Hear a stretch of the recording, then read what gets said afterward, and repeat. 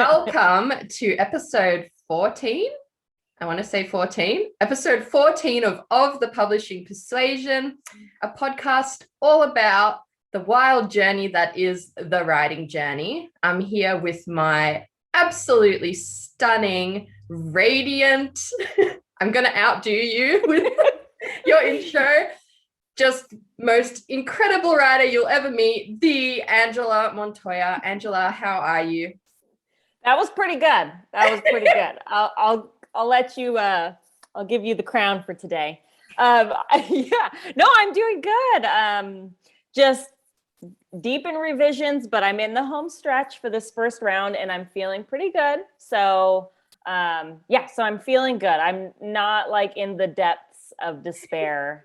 I've clawed my way out word by word, and I'm feeling good. Honestly, I'm excited to see where Sinner's Isle is going to go from here. So I'm excited to see where Sinners are. I'm like living for the new version because it's going to feel like an old familiar friend, but it's been through like extreme makeover or something. Like, yeah, no, it's different. Like not in a bad way, but a lot of things have been tweaked. So it'll be like you'll know what's going to happen, but like it's going to be like a whole new book, and I'm hoping I pulled it off this round. But of course, there's more rounds to go, so I don't have to put pressure on myself. Exactly. So I'm okay. Do you think that was like the most, when you say you clawed yourself out of the depths, what was like the hardest part during these revisions, do you think? Honestly, I think for me, it was like a mental thing. It wasn't even so much that the revisions were so out there and crazy and extreme. It was more of a, holy shit, like this is like, it's like Pitch Wars, right? You get this huge edit letter and it's like, okay, how am I going to pull this off? And it's more of like I can't. Like your brain just starts going into the negative where you're like, Why did I get chosen? Why did they buy this book? How am I going to pull this off? I scammed everybody. And yeah, I know. But then it's like, as I'm like word by word dragging myself out and things start clicking and it becomes this like fun new version of itself. I'm like, no, I can freaking do this. Yes, you can. I know what you're talking about though, because with Pitch Wars, and even when I did that reader report with Adeline Grace, like when you get that volume, like 12 pages of feedback on your book that you've already been polishing the fuck out of. Yeah. And then you're like, oh damn, like I worked so hard, but it's trash. Like it's trash. How could it have 12 pages of feedback? And after I worked so hard. And I think the sheer volume of feedback initially is what maybe drives us to that place. Yeah. No, absolutely. Because it's like you said, you've made it to this point where you're like, wow, this is like a polished diamond. Like this is ready. And then someone's like, no, it is not. And so, it's like a little bit, I'm in an ego, like it cuts you a little bit, but honestly, people, every time somebody new has eyes on it, they see it from a different perspective and they're seeing new things that you've never really noticed. So bring on the more readers, the better. But how are you? Yeah. Oh, sorry. No, you keep going. Keep going with your wisdom. No, I was just going to say, I feel like the longer I do it as well, because feedback is hard, but it's like we talk, there's like two different kinds. One of it is constructive criticism, and one is like something else. It's like, it's not actually helpful. And I'm sure we've both had that kind of feedback where you're like, oh, they're criticizing my work, but it doesn't feel like it's going to be better. And I think like that's part of the journey too. And now you're in touch with those people where the feedback, like they know your book, they love it. Every bit of feedback is gold. Do you know what I mean? And I think it's a different place to where we were earlier, where you're like, like if I do this, it's not going to feel like my manuscript. So it's just part of the journey, I guess. It is. Absolutely. Absolutely, Melanie. How are you? I'm okay. I don't know if you can see in this light. Okay. Yeah, I can see it now. I've covered it with a lot of makeup and it has gone down because I put peas on my head. But yes, I did walk into a tree this week. And it sounds comical. It is comical. It literally, like, when I showed last night, I walked past there again and I showed my husband the branch and he was like, oh, damn. He's like, that's a lot worse than I thought. It's like a big solid. Oh, oh I was no. just distracted with the dogs and it literally, I just walked in, it was like, boom, and I fell onto the ground. So I just lay there in case anyone was watching me. So I thought that like I did it on purpose.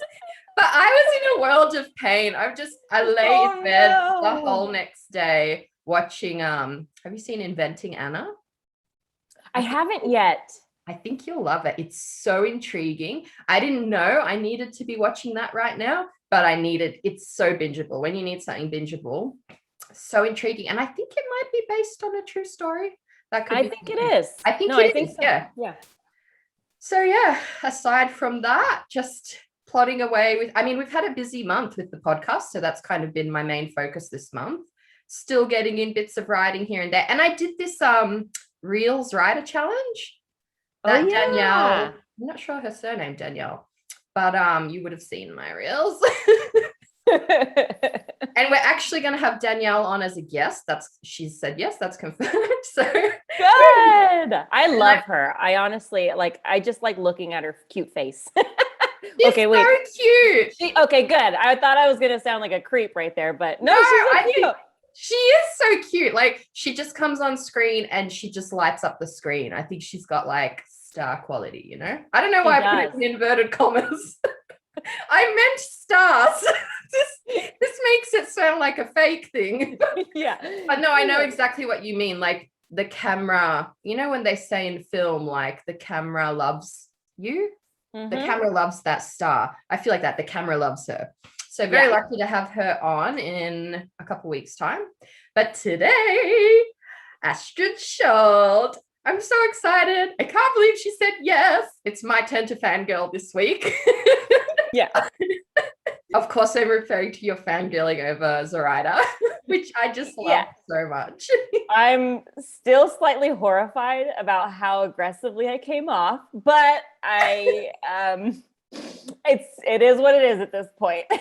It was not even that bad. When I watched it back, you were totally fine. You were like the perfectly charming host. Good, because I thought I was like, Zoraida, you know, like just like going hard. And I mean, there were moments. Let's not. Yeah, there were. There were. It's okay. But it only made me love you more. So don't worry. Well, thank you. I appreciate that. At least you do. And that's all. Do you want to introduce Astrid? Do you have read the bio? So Astrid. So I've been following Astrid for her career for a while now. And actually it's funny. She's, you know, do you have like those early writers that kind of like got you into like reading again? I don't know. I had a big gap between when I was reading as a young teenager, like whatever. I can't even remember now, but like 20s, I had a big gap where I just kind of didn't read much. And she was one of the early authors that got me back into fantasy, back into YA. So let's just intro this. This is like the best bio ever. Astrid Scholte was raised on a diet of Spielberg, Lucas, and Disney. And I know she loves Disney, so that's why I've got this shirt on. And she knew she wanted to be surrounded by all things fantastical from a young age. She's spent the last 15 years working in film, animation, and television as both an artist and manager. Career highlights include working on James Cameron's Avatar, Steven Spielberg's The Adventures of Tintin. Remind me to come back to that one. And Disney's Moon Girl and Devil Dinosaur. She lives in Melbourne, Australia, with her fiancé and 2 cats, Lilo and Mickey. Her debut YA novel, 4 Dead Queens, was an international bestseller and award winner. Her second novel, The Vanishing Deep, was released on the 3rd of March, 2020. And up next, which has been released now, League of Lions, which I went to the book launch for and is very exciting. So yeah. She's the queen. Gosh. She is the queen. Yeah. That is, I am shooketh. So the Tintin thing, this is so random, but this literally last week, one of my girlfriends that I walk with was telling me that her dog was the dog on Tintin. Like it was the CGI. They put all the little dots and stuff in there. So now I'm like, was Astrid Scholte working on, because it was in New Zealand and she's from New Zealand. I was like, what are the chances? We need to ask her, although I don't even know the dog's name, but that could be a thing. A weird a connection. So you know a celebrity dog? I know it. Well, it's passed on now, but it was a celebrity dog. Okay. Oh, sorry. Yeah, I guess it that up. Okay, yeah. Never mind. Maybe we won't talk about this. But yes, her other books actually I have them here. Here's one I prepared earlier. For Dead Queens, that was her debut. Oh, yeah. And The Vanishing Deep. Ooh, that cover. So lush. Yes. The American cover might be different of all of them. Yeah, them. because I don't think I've seen that one. Yeah. So she's been busy. She's got books, as you'd say. She's got books. And those look like thick books, too. They're juicy. I don't know. When I think of like quintessential YA fantasy, I think of her name. Like it's just... she's the reason I love her so much is like she was in the group of like when I got into Laini Taylor, like and Laini is the queen, you know, and Astrid's Australian queen. She's the Australian queen. That's amazing. I'm excited for you to interview her, and well, I mean, I'll be there, but I'm excited. It feels really nice interviewing somebody who obviously I was just at her book launch last week and you were there in spirit, and I sure was. Actually, I'm gonna tell you, I express posted you a book, but it didn't come in time. I was hoping it was gonna come in time for the episode, but alas, the mail let us down, but it'll get there eventually. So you have I'm sorry it didn't come on time, but alas. Well, I'm excited. I appreciate it. Thank you. I wanted you to feel like you were there because you were there in spirit. How fun to be at a book signing, like again, right? A bit surreal, to be honest. And I think that's part of why I made such a big deal of it, because it's an author I love and the first book launch after like 3 years. And actually, I think The Vanishing Deep, no, that might have been through lockdown, that one, but she was one of the last authors I saw at an event before pandemic. So it's kind of like, it just feels nice. Like everything kind of feels like going back to normal. Even last night on my walk, I was like, oh, there's people just walking out on the street coming back from dinner. It's so mundane and so normal, but it feels like a novelty after everything, you know? Yeah. Oh, yeah. It's nice to feel somewhat normal, even though the world is still in chaos. Totally. But we got to take these little bits and just be grateful for everything we have. Exactly. So all the book launches. I know. I'm excited. I think there's like a book signing coming in April. And then for us on the West Coast in the States, there's something called Y'all West, which is like a young adult book festival. And I think a bunch of friends are going. And so I really want to go and all that. But like my social anxiety already is like, I don't know about this. So can do it. Yeah. I have, honestly, when I first started going to bookish events, my panic attacks were nonstop. Like I would literally just sit there breathing through panic attack after panic attack. But you can do it. And when you feel it's too much, just go. The bookish, what I'm realizing is, and I said this to you girls the other day, the bookish people understand. Like a lot of us are, honestly, I get terrified about this all the time. Like, what am I doing? I don't actually want to be going to social events.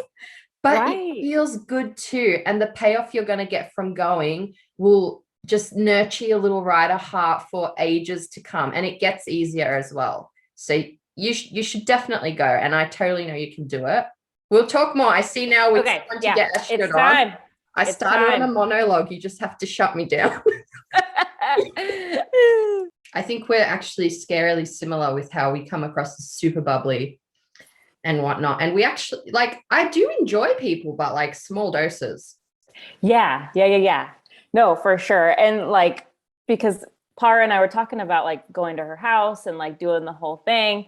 And I was like, yes, yeah, like all excited. Then I started thinking, oh wait, like what if I what if I just like need to go? Totally. Anyway, we're talking more. She's here. Hello. Hi. Hello. Hi. Welcome. Thank you. Thanks for having me. Oh, we have been so excited. Melanie has been just nonstop, like chatting it up this whole week. So thank you for joining us. Of course. I'm so excited to be chatting with you guys. I put on this t-shirt because I know of your love for Disney. So Thank you. Yes, appreciate that. It was also $3 from Big W. So who can say no to that? Oh, bargain. I might have to check that out. Yeah, who doesn't love a good Disney? Are those all Disney villains too? Right? Yeah. Melanie on your show? Nice. Very nice. Somewhere down there. Da, da, da, da. Oh, yeah. That's awesome. She's the best. Well, we'll just nice hop. To meet you. No, it's so nice to have you on. And it was really cool to see Melanie got to go to your book signing. And we were just chatting before we brought you on about how nice it is to have these in-person events again. And just like, I know. It's been, I didn't know. I was waiting for it to be cancelled right up until the day of. I just didn't want to get my hopes up. And then to actually have it was so amazing. To see all these familiar faces that I haven't seen in so long. It was lovely. Oh, I bet. Yeah. Yes. Well, let's just hop right in then, because, Zoom cuts us off at 45 minutes and we usually always like get cut off right at the end. Right. So we have a little bit of a chatting problem, but I'd like to hear like how you started your writing journey. Like what, like, tell us the beginning. What got you started? What made you want to write? Or have you always been a writer? Always wanted to write. So I can't actually remember the moment where I read something and I was like, you know what? I want to be a writer, because it's always been there.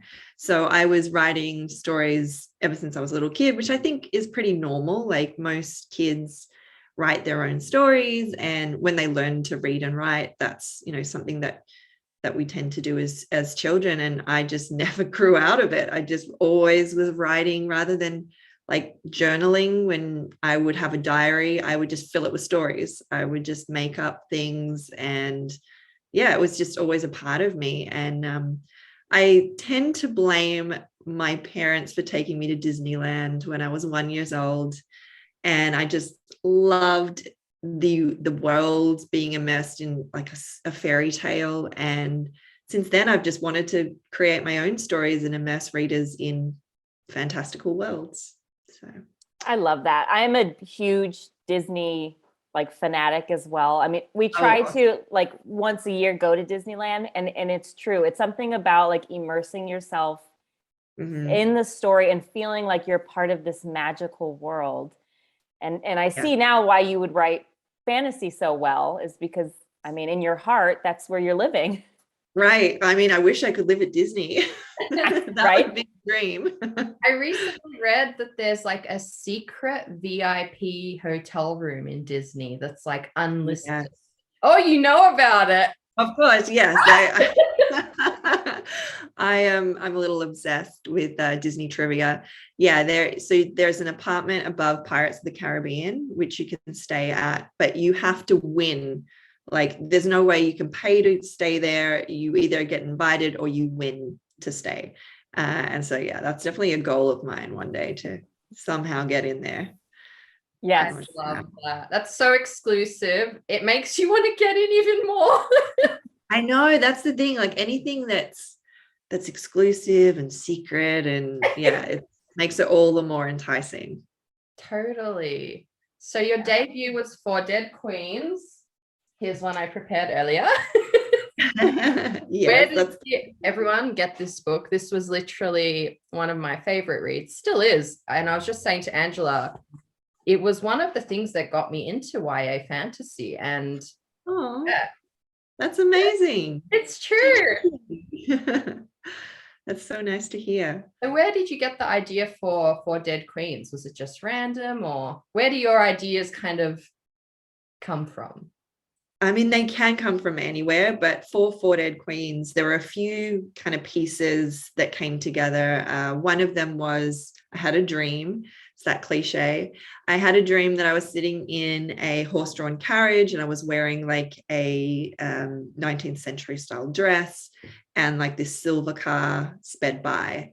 And when I woke up, I was like, oh, well, why would this world exist with such contrasting technologies? How did it get to be that way? Why is it still that way? And what impact would that have on the people that live there? And then the other part of it was I wanted to write a murder mystery because I've been a long time fan of Agatha Christie novels, of whodunits, always loved Clue and you know, murder mystery parties, all that sort of stuff. So I thought it would be fun to combine that with the fantasy world, because at the time I felt like I hadn't seen a lot of that. Yeah. And yeah, that was the kind of initial starting off points. And then I had this kind of image in my head of, at the time there was 6 queens sitting back to back in a court and they were discussing a murder. And I thought, okay, well, what if it's a murder mystery with queens that rule, multiple queens? So it ended up being 4, obviously 4 queens that rule this one nation. And yeah, it kind of went off from there. Amazing. That is amazing. So would you consider yourself a plotter? Did you, like, once you got the vision, or did you pants it out? I'm a pantser. I wish I was a plotter. I'm trying to actually plot my next book, and it's so hard for me because I just don't know what happens. And the way that I find out what happens is by writing. I just sit down with a general idea, which for Four Dead Queens were those few pieces that had come together, and I figure out, okay, well, who would be the main character in this world? How would they be involved in the plot of the murder of these queens? And yeah, just start writing and see what happens. So I am not at all a plotter. Well, it's nice to always hear kind of like how every writer works, right? Like, because we're all so different. And I know I try different ways and different techniques, but it always seems like at the heart of it, I am a pantser as well, like a discovery writer. And I mean, I try so hard to not be, but it really sometimes you just got to go with it, right? Yeah, if that's your creative process, like I find it really daunting to have to write a synopsis for something I haven't written. It's just like, I don't know what happens. I don't know where this could go. It could go anywhere. And I will only know when I start writing. So totally. And I think that's what I'm realizing now, to just like feel out for this particular book, for me as a writer, because I was saying to Angela last week, like I was doing so much courses and plotting stuff because I'm also a pantser. It actually like started to steal my joy from the book I was writing. And it feels like homework in a way. It feels like homework. And actually I lost the heart of the book trying too hard to do that. And it wasn't until I just let go of that and I was like, I'm just gonna feel it out, like you say, and just see what happens. And I was like, oh, that's it. As you kind of start to feel it out. So yeah, I think it's so good to talk about that more, because I think everybody tries to find their way and like, what's the right way? But there's kind of isn't one. No, there isn't. And book to book, it can change as well. Like you might find that, I think for League of Liars, I pantsed up until halfway and then I roughly plotted, and I hadn't really done that before, and I wanted to come up with like different ways that it could go, and then I continued on from there. So it can change as well as you go, and depending on the sort of book you're writing as well, I think that changes your process. Totally. Yeah, I think that's a good thing to take away too, is to be open and not like force yourself to do one way, because sometimes different books call for different things. And so, allowing the creative process to kind of take hold and like guide you, I mean, obviously brings you into these amazing stories. So I'm taking notes. So we're both Pitch Wars girls. Pitch Wars 2020. I read that Four Dead Queens was your Pitch Wars book. Is that right? Yes, 2016. Yeah. Oh, wow. Amazing. So was Yeah. that So kind of it's, the start of things for you? yeah, that was the start. So I had written 2 full manuscripts that I'd previously tried to get an agent with and amassed like hundreds of rejections. And I was at that stage where I felt like I don't know how much longer I can do this because, the query trenches are tough. And I thought, look, I'll give it one more go. And I know now that it wouldn't have been the last time if it hadn't have been successful. But at that time, I was like, I'll give it one more go, and I'll enter pitch wars because I'd heard about it the previous year, but I think I'd given up, or I hadn't had a book at that stage to enter. And it was March 2016, and the deadline was August. And I thought, okay, it gives me a deadline. I'll write to that deadline. And I submitted a very, very rough draft of Four Dead Queens, which was like, I think 72,000 words. It was really short and it needed a lot of work. And then the printed version, so the final version, is 102,000. So it's quite a different book from what I entered into the competition. Wow, I love that. Well, it's something that I'm working on myself because I'm in revisions right now, and just like, and being like, I keep telling myself, and Melanie keeps telling me, like, each revision is just getting things better. And so to rush it, to like force things isn't really helpful. And to be okay with like multiple revisions, being okay with working your ass off to get the book where it needs to be. And it seems like that's how it went for you as well. Yeah, definitely. And even with League of Liars, I wrote that one really quickly. I was writing full time and I wrote it in the first draft in 6 weeks. And then that version versus the one that was printed is completely different. It's pretty much 3/4 rewritten. So yeah, I think the starting point and parts of the main character are the same, but everything else kind of changed. All the characters changed, the plot, everything changed. So Just constant movement. Mhm. Yeah. So can you tell us about, in your words, tell us about this little beauty right here, which I forgot to mention at the start when we were recording, that this is actually an extra copy that I've got, a bookmark for. Got this one signed, and we're going to be doing a giveaway for that one. So stay Awesome. tuned for that, listeners. So tell us a little bit about League of Liars. So League of Liars is a YA fantasy crime mashup, and it's set in a world where magic can be lured from any shadow to alter time. The main character is a 17-year-old apprentice lawyer, and he's learning the other side of the law before he wants to become a prosecutor. And he's at this prison called Bardian, which is where anyone who attempts to use this magic is sent. So even if they don't use it, but attempt to use it, they're locked away because this magic has such disastrous consequences on the society around them. And while there, he meets 3 teenage criminals who have complex stories and are arrested for quite heinous crimes.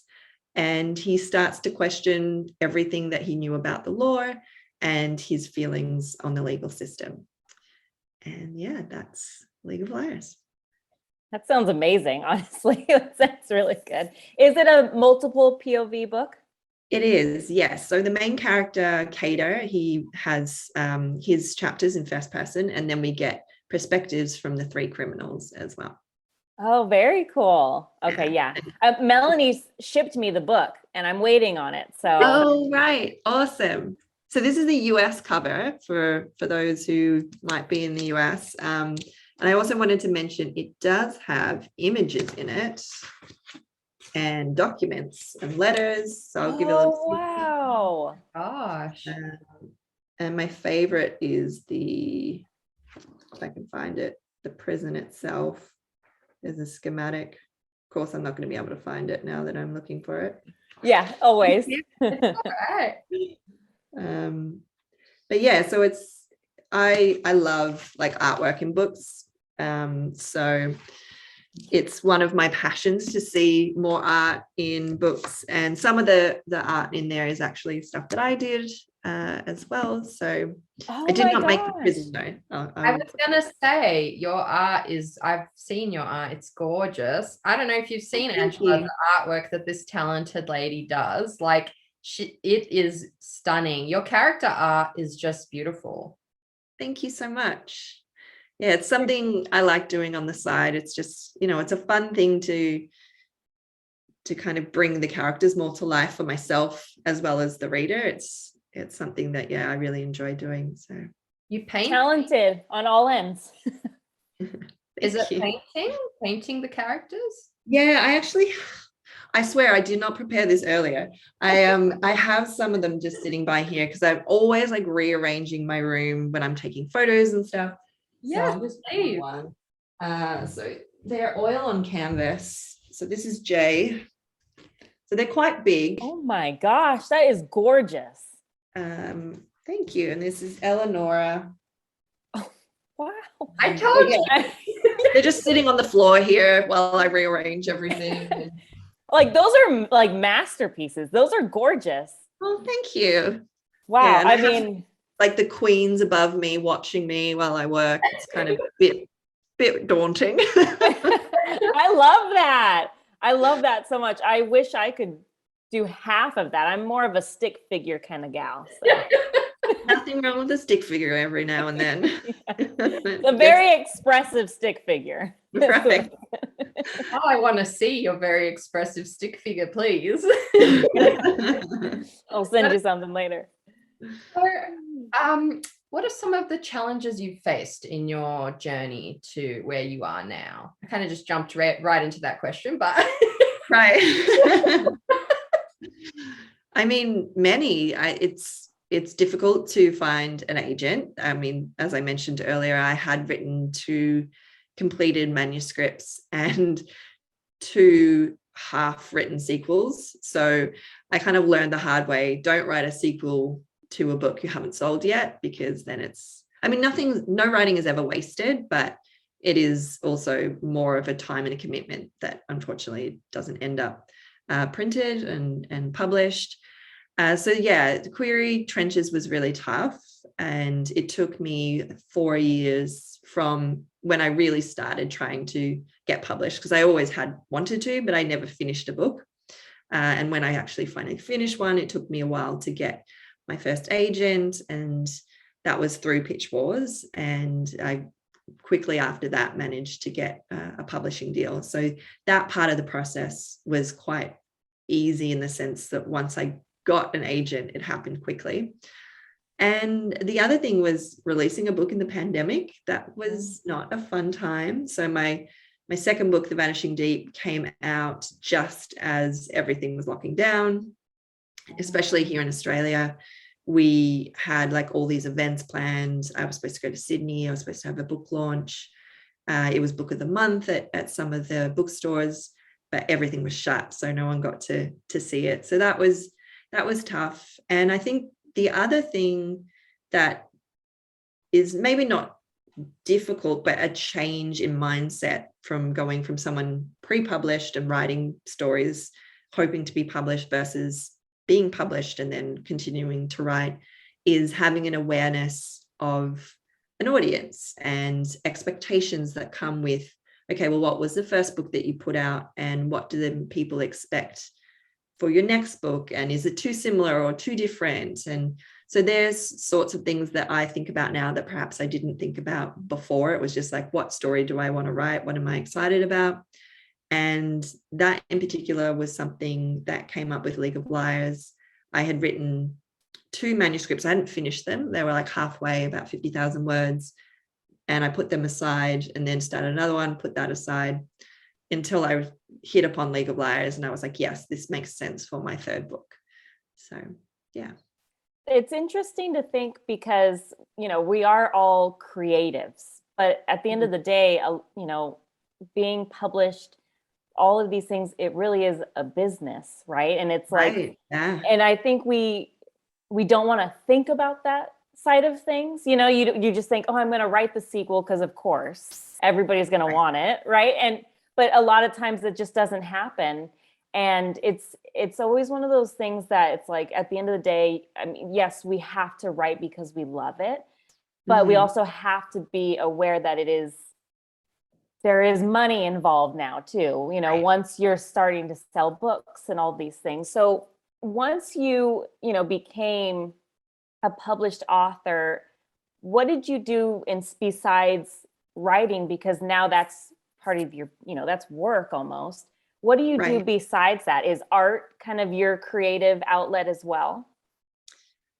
Yeah, that's a good question. And sometimes I think about, like, I need a new hobby. Like, what do I do just for myself? Because painting used to be just a hobby, but it's kind of now tied into books, and because it's become, you know, part of the marketing, there's character cards and all that sort of thing. So there's that pressure of, I want this painting to be really good because it's going to hopefully be something that people will want. And it's not so much something just for me. So I don't think I have a good answer for that, because I probably don't do anything that's just creative for me. Yeah.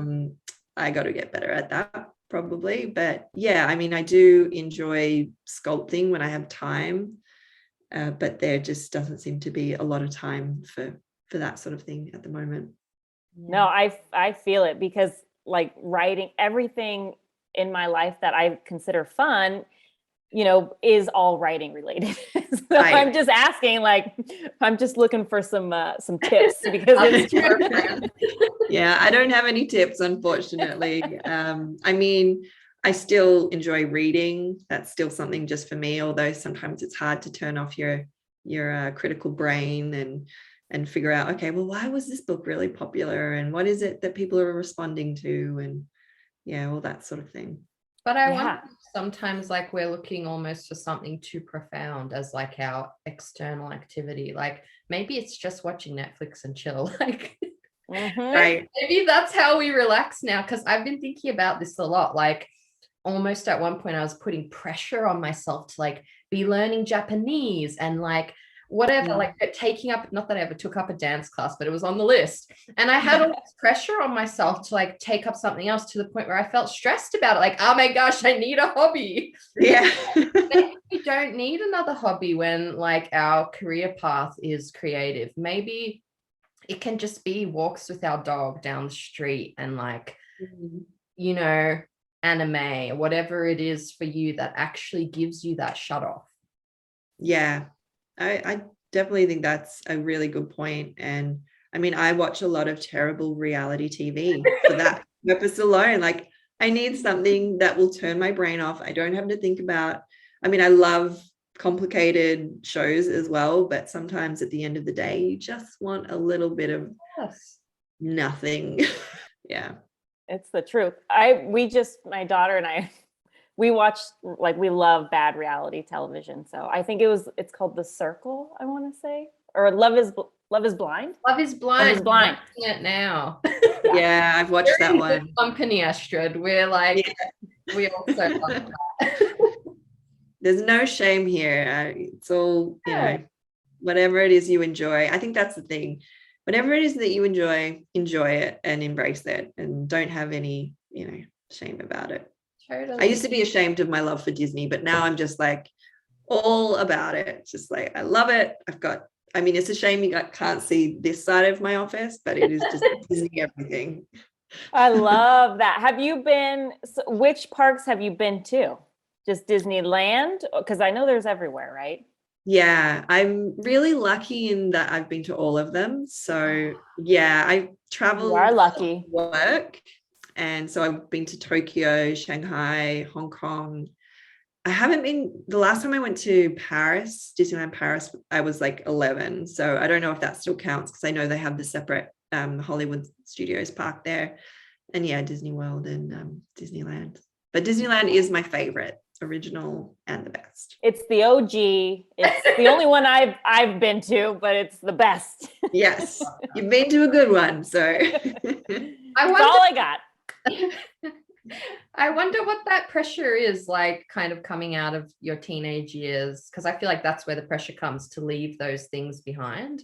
And I remember feeling that in high school, and like my friends were going off to like clubs and like and I was like, I just want to sit at home and watch the latest movie of Disney or whatever it was. And yeah, there's like this pressure to leave that behind. But I completely agree with you that like I found myself again in all of that stuff, you know, like I felt like incomplete when I tried to separate myself from like fantasy worlds, because there's so much you can learn from them and so much that it feeds your brain. Yeah, absolutely. I had that issue when I was a teenager and looking for what to read next, because at that time YA wasn't really a thing. It was teen fiction, and teen fiction was very different from what YA is now. And I would go into bookstores, and I'm quite tall, so I'm kind of clearly not young. And I would feel bad being in the teen section, but that was what I loved. And I wanted like more of it, but I was told, oh, well, you're, 18, 19 now, you've got to choose romance or horror or speculative fiction, whatever it is, but you can't stay in teen fiction. Then luckily YA came along, and I'm not exactly the demographic it's written for, but at the same time there are so many YA readers who are not teens, so I'm in good company. Oh, I agree. I love YA. I mean, I write YA, but it's feels like it's this, I don't know, it's just like such a good age, right? The world is just like infinite, and it's everything is this new beginning, and so it's like, why not just stay there for a little bit if you can, Yeah. I have a theory that the people who love reading YA are the ones who are young at heart and passionate about life, because YA is so passionate and so hopeful, and I find that people who love it are that way about life. Like, just let's grab it by the balls and do this thing, Yeah, it's a joyful category. Like, I mean, obviously there are books that aren't necessarily a joyful reading experience, but it does have that kind of, as you were saying, optimistic, kind of hopeful sense to it, which I think we need in our lives. 100%. I agree. Yeah, everything's so heavy. It's like, why not just give yourself a little joy? Now, I want to, since we're speaking of us and our younger selves, looking back at a younger Astrid before you published your first book, what is the advice you would give yourself? Ooh. I mean, keep going. That's certainly something that I, as I was saying, I was thinking, this is my last shot. I'm going to give it one more chance, because it is quite soul destroying when you put your heart and soul into a book and then you just get rejections, and it's like it's a difficult process to go through. But for me, I just looked at it as, how would I feel if I gave up? Like, wouldn't that be harder than keep on going and keeping the hope alive? So I would probably say keep going. You are going to get there. You're going to eventually have a book published, and it's going to be worth all the years and the tears and the hours of writing stories that didn't make it onto shelves. And yeah, I think that's a big part of it. And also just trying to enjoy the process as much as possible, because there is so many external factors that you have no control over with publishing. And I had no idea what I was getting myself into, in a sense of what you go through with the publishing process and all the different things that come together, whether it's getting into bookstores, reviews, covers, all that sort of stuff, and just trying to enjoy the fact. And I do always remind myself of, remember you wanted to be here, and remember how hard you worked to get here, and enjoy the moments, even the little ones, because there will always be the next goalpost, the next book you want to write, the next, I hope that my next deal is bigger, or that I hit a list, or that I get a starred review, or whatever it is. We're always wanting more. And to make sure that you take the time to enjoy the present and what you have achieved. That was deep. That's the truth, isn't it? Like just finding joy in the moment. Like even I was thinking, you know, when I went through pitch wars and whatever, and I didn't get an agent through that process, and being like, you know, panic. But then when I actually ground myself in the moment and be like, you dreamed about getting into that competition and you got in, and like you're in a great place with your writing, you know, and like when I actually ground myself in where I am, I'm so happy in this journey. It's only like when you like start comparing or like worrying about what's going to happen next, worrying about, you can't control those things. Like you said, all you can control is leveling up your craft and enjoying the ride, because I think if you're not enjoying it, it's going to be a very long, disappointing ride. Yeah, definitely. You've got to enjoy the writing part of it. That's the thing. Like that's what's drawn us to this industry, is that we want to tell stories, and it's easy to lose sight of that with all the other things, worrying about sales and being in bookstores and being on lists and all that sort of stuff can take away that joy of telling stories, which is why we're here and what we want to do. Yeah, I'm just soaking it all in. I swear, every time I'm always like, oh, this is so good. Now, we're coming to the end of our 45 minutes, but I wanted to ask, what is next for you? I mean, you've just released your book in Australia. Is it released in the States yet, or is it coming? Yeah, so it came out a week earlier than, so it was the 22nd of Feb. Very exciting. So now are you just kind of riding in the high of, you know, being published again, or are you working on something new? What are you up to at this moment? I'm always working on so many things at once. I have an inability to relax and take it easy, which I wish I was better at. I wish I could just sometimes take a breath. I think I gave myself a weekend last weekend because I wasn't feeling well. So I did give myself a weekend. So I am working on a few things. I'm hoping to have some more news about more books in the League of Liars world. I know that I get so many questions about a sequel, and all I can say is, you know, fingers crossed, and I hope to have more news on that soon. And then I'm also thinking about what else I want to write next. So I had a new idea come to me last weekend. So I'm kind of brainstorming that. I haven't written anything yet, just kind of playing around with it and thinking about what it could be. And yeah, that's kind of where I'm at right now. So I'm not on any deadlines, which is the first in a long time. So that's kind of nice. Yeah, kind of nice to just kind of relax. Well, pretend to relax, not really relax. Well, I have an all-important question. I've been hoarding this one. Okay. Hey, you're going to prison, you get 3 Disney movies. What are they going to be? Only 3. You can watch them as many times as you want, but top 3. This is tricky because I'm tempted to pick my favorites, but it might be better to pick something I haven't seen before, because if that's all I'm getting, Tangled would definitely be up there because it's one of my all-time favorites and it is so rewatchable. So I would definitely say Tangled. Little Mermaid is a childhood favorite of mine, so I'll probably say that. And then I probably want to pick something new. So what's the one coming up? I don't know if they've announced anything yet. Maybe I say Turning Red, because I haven't seen it yet. Yeah, that looks so cute. Good things. So yeah. Okay, I agree with those. Those are good. Those are good ones. Yeah, I like. What about you guys? What would you choose? It's impossible. Oh, it's so hard. No, Little Mermaid for sure. That's mandatory. I don't know.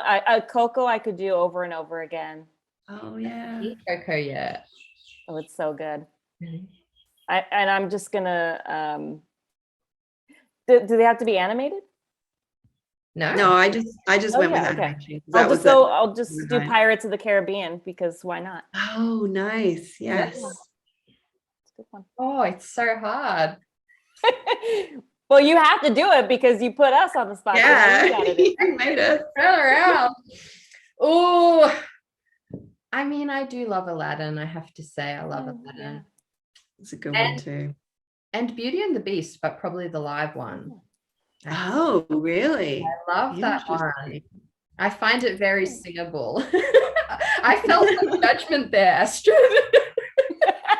Sorry, I much prefer the animated version. Yeah, she was ready to get out of here. She was like, I got it. Really. I was like, really? Okay. Okay. And I don't know. I mean, I really love Frozen for the songs. It's so singable. I think the ones I love are the ones that I can just belt out the songs. Oh, Mulan, of course. I adore Mulan. Mulan is my all-time fave. Good choices. Yeah. Maybe live action. Yeah, she's still not happy about that one. Astrid is not going to forgive you for this. I know. I'm sorry. Well, we appreciate, honestly, you taking the time to just chat with us about your books, about Disney, about life. I mean, it really is an honor to talk to you. And I know I'll let Melanie speak for herself, but I just know she's been just so thrilled that you would even take the time to be on the show. So thank you. I am thrilled. I didn't expect you to say yes, but I'm very glad you did.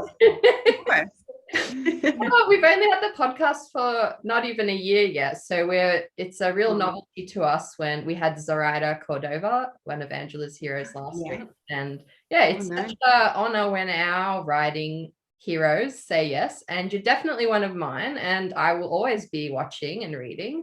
So yeah, just great to have you on the show. And yeah, we're so excited to see what you do next. Thank you so much. I could chat to you guys all day. It was really fun. And yeah, I appreciate you reaching out and inviting me. And anytime you want to chat, I'm happy to chat Disney, books, anytime. Yeah. Okay, I'm gonna write that down. You said that, so now it's happening. Where can our listeners find you? So you can find me on Twitter at Astrid Scholte, and same as Instagram at Astrid Scholte. I'm on Facebook as well, Astrid Scholte author, and my website astridscholte.com. And I should spell my name, so it's ASTRID SCHOLTE. So, perfect. And we'll put that on our Pub Persuasion Instagram as well, just so sure. Get you out there. Not that you need our help, but for reference. That's awesome. Thank you so much. Yeah, thank you. Viewer who's going to get this, we conferred earlier, and we've decided the way you can win this copy is when the episode drops, the most creative repost of the episode is going to win this signed copy, and I will ship anywhere. So American friend, why are you laughing at me, Angela? I don't know why. It was just the way you said it. So American friends, please feel free to enter. Friends from all over the world, I will ship wherever I can. So yeah, once again, thank you, Astrid, and yeah, come back again anytime. You're welcome on the pod. Thank you so much. It's been great.